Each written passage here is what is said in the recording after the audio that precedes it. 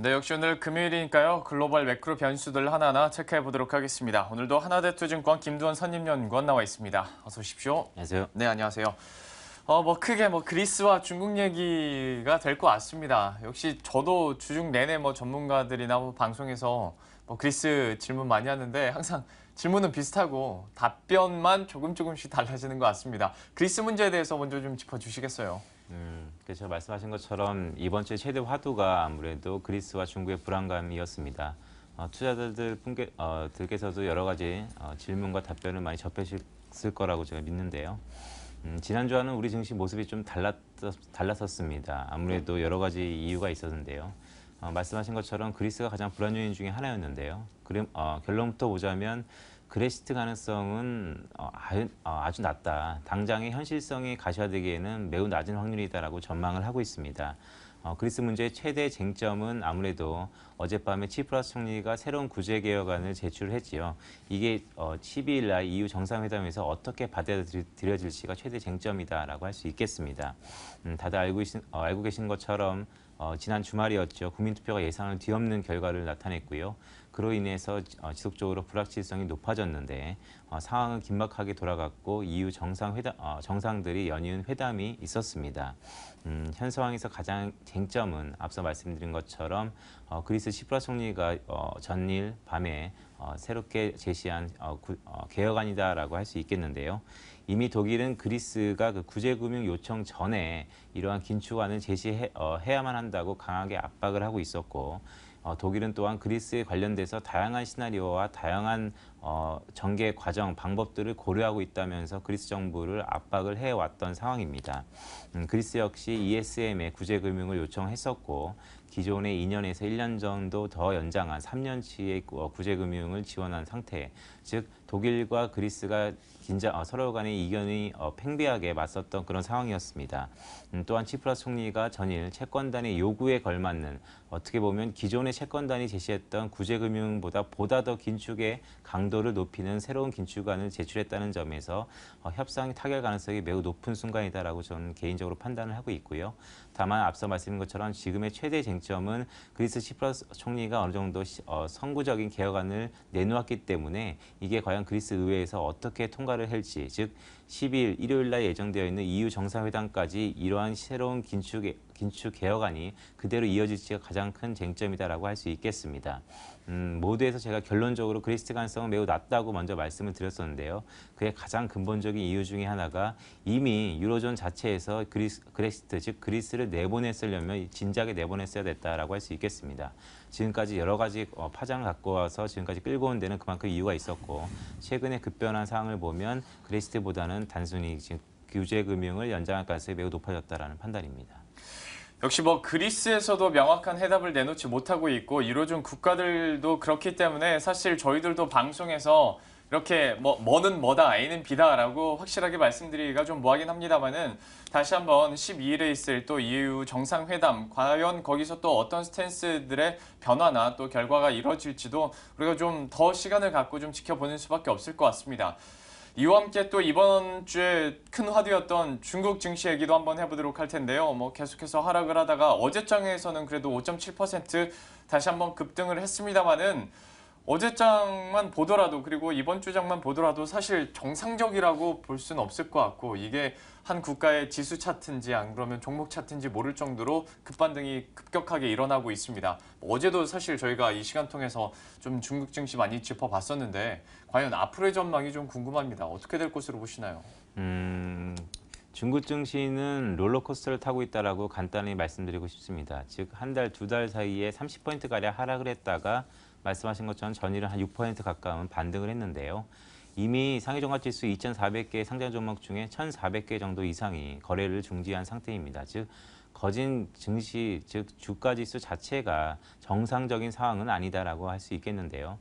원인은 여러 가지 다양한 해석이 있을 수 있겠습니다. 하지만 제가 볼 때에는 기본적인 지난 상승에 대한 피로감이 누적된 가운데 중국 정부가 이러한 제도라든지 어느 정도 신용 레버리지에 대한 개혁에 대한 이런 손길에 대해서 큰 거부 반응을 일으키고 있는 상태라고 할 수 있겠고요. 하지만 어제도 그렇지만 리커트 총리가 나서서 즉 정부 주도하에 지속적으로 경기 부양 정책을 내세우기 때문에 어느 정도 그 추가 급락에 대한 가능성은 좀 낮아졌다라는 판단을 하고 있고요. 우리가 흔히 중국 증시의 이번 주에 중국 증시 불안에 따라서 시장에 여파시킬 수 있었던 부분이 중국발 금융위기가 도래한 것이 아니냐에 대한 불안감이었습니다. 하지만 제가 지금 여러 가지 상황을 감안해 봤을 때 중국발 금융위기가 당장에 왔다고는 생각하는 좀 과한 해석이다라고 판단을 하고 있고요. 오히려 지금의 이런 조정 장세, 즉 변동성이 확대되고 기본적으로 신용거래에 민감한 개인들의 조정이 있은 이후에는 어느 정도 상해 종합 지수의 반등 가능성도 있지 않는가 이렇게 조심스럽게 전망을 하고 있습니다. 현재 그런데 이제 많은 업체 그리고 주가들이 거래 정지가 된 상황이잖아요. 그러면 이 정지가 풀리고 나서는 과연 좀 흐름이 좀 변화가 있을까요? 어떨까요? 기본적으로 앞서 말씀한 것처럼 중국 증시가 조정을 받았던 이유가 크게 두 가지였습니다. 필요에 대한 누적관과 중국 정부의 신용 레버리지에 대한 규제였는데요. 이러한 상장주가 즉 필요에 대한 누적감은 지금 자연스럽게 주가 지수가 조정됨에 따라서 어느 정도 해소될 가능성이 분명히 있고요. 또한 그 레버리지에 대한 규제 자체도 중국 증시 총 한 1억 명, 즉 5천만 개의 계좌 중에서 신용 레버리지에 민감한 계좌가 한 330만 개로 저희가 추정을 하고 있습니다. 따라서 이러한 규제에 대한 조정으로 어느 정도 변동성은 불가피하지만 5천만 계좌 대비 330만 계좌, 글쎄요, 330만 계좌를 가지고 중국 증시에 어느 정도 추세적 변화를 이끌 만한 그런 요소는 아니라고 보고 오히려 반등 기미가 매우 높다라고 할 수 있겠습니다. 자, 이렇게 해서 그리스와 중국을 좀 빠르게 훑어봤습니다. 그리고 이제 우리 국내 증시 얘기도 국내 경제 얘기도 한번 해봐야 될 것 같은데요. 생각나는 것이 지난주에 또 좀 눈여겨볼 변수 말씀을 해주시면서 뭐 금리 같은 경우에야 동결을 예상하지만 더 중요한 것이 한국은행에서 과연 우리나라 경제 성장률을 어떻게 수정을 할 것인가였습니다. 뭐 결과적으로 3.1%에서 2.8%로 하향 조정이 됐는데요. 어떻게 의미를 두고 또 어떻게 분석해 볼 수 있을까요? 말씀하신 것처럼 지난주에 제가 말씀드렸었죠. 7월 중통위에서 눈여겨야 될 부분은 금리의 변화보다는 한국은행이 우리나라 경제를 어떻게 보고 있는지, 즉 수정 경제 전망이었습니다. 내신 시장에서는 3%대도 고수하지 않을까에 대한 기대가 있었는데 왜냐하면 추경이 이미 나왔었고 추경에 대한 여파가 저희들도 어느 정도 수치적으로 계산을 하고 있기 때문입니다. 다만 한국은행은 말씀하신 것처럼 2.8%, 즉 우리나라 경제가 2% 후반대로 내려앉을 것이다라고 보고 있었고요. 하지만 기자회견에서 오히려 하반기에 강한 성장 모멘텀이 있을 것이라는 데에 보다 포커스를 맞추는 입장이었습니다. 저는 우리나라 경제가 하반기에 추경에 따라서 좋아질 것으로 생각을 하고 있습니다. 다만 기본적인 메리스 여파 또한 수출단에서의 성장세가 지난 우리가 느꼈던 체감적이지는 않을 것으로 보고 있습니다. 따라서 수치적으로는 하반기에 3% 이상을 찍으면서 3%에 가까운 연간 성장을 보일지라도 기본적으로 소비자들 또한 투자자들이 느끼는 이런 체감 경기는 여전히 낮다 이렇게 저희가 판단할 수 있을 것 같습니다. 사실 이제 추경과 그 2.8%라는 수치를 좀 따로 보시는 분들이 많은 것 같아서요. 사실 한국은행에서도 추경을 했으니까 그나마 2.8%로 예상한 거 아니겠습니까? 제가 옛날에 영건님과 얘기를 했었나요? 2.2%까지도 뭐 얘기가 나오다가 이런 추경에 대해서 좀 시행이 되다 보니까 올해 연말에 한 2.8% 한국은행에서도 발표를 한 것 같은데요. 참 쉽지 않습니다. 그리고 경제 자체가 많이 특히 내수 부진이 좀 이루어지고 있다 보니까 3% 아래 경제 성장률이 다시 한번 한국은행 측에서도 나왔다는 점 여러분들이 좀 잘 알아두시면 좋을 것 같고요. 그렇다면 이제 마지막 마무리로 다음 주에 우리가 눈여겨봐야 될 변수들도 함께 정리를 해주시죠. 최근에 변동성 구간이고 글로벌적인 하방 압력이 매우 높기 때문에 하루하루를 전망하기 참 힘든 구간이다라고 할 수 있겠습니다.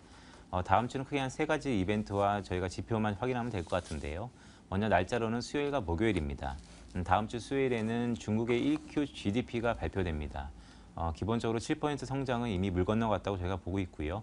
6.8% 내외 성장을 보일 것으로 보고 있는데 이런 기본적인 7%다 아니면 6%의 성장보다 최근 중국 상해 증시의 조정도 그렇고 중국 경기가 하방을 지지하는 즉 추가적인 하락은 없다라는 측면의 연장선상에서 봤을 때 우리가 한 6.8%의 기대를 좀 하지 않을까 이렇게 좀 판단하고 있어서 오히려 그 수치적인 의미를 그런 쪽으로 해석하면서 투자자들이 보면 될 것 같고요. 두 번째로는 목요일 날 예정되어 있는 22 통화정책 회의입니다. 그리스 문제가 최근 이제 호전세를 타고 있는데요. 하지만 이런 경제적인 여파뿐만 아니고 정치적인 사안으로 저희가 변모했다는 점을 잊어서는 안 됩니다. 따라서 기본적으로 ECB에 돈을 갚아야 될 20일 한 35억 유로가 있는데 이 부분에 대해서 ECB가 과연 어떠한 코멘트를 취할지에 대해서 여러분들이 주목하면 가장 좋을 것 같고요. 끝으로 이거는 어떻게 보면 논외적인 문제일 수도 있지만 제가 가장 주시하는 부분 중에 하나인데요. 달러엔 환율의 추이입니다. 최근에 엔원 환율도 그렇고 달러엔 환율도 그렇고 지난 상반기와는 좀 다른 흐름을 보이고 있는데요. 아무래도 글로벌 불확실성이 높아지면서 그 엔캐리 트레이드의 회수 자금은 결국 글로벌 아시아 또한 글로벌 금융시장의 부담으로 작용할 소지가 있기 때문에 이러한 달러엔 환율이라든지 아니면 엔원 환율의 추이를 조심스럽게 눈여겨볼 필요가 있지 않는가 이렇게 판단을 하고 있습니다. 중국의 GP와 22의 통화정책회의 역시 좀 핫한 이슈이기 때문에 여러분들도 뭐 잘 아실 거라고 생각합니다만은 추가적으로 봤을 때 이런 환율 시장에서 달러엔 환율 혹은 원엔 환율에 대해서도 우리가 좀 지켜볼 필요가 있다라고 덧붙여 주셨습니다.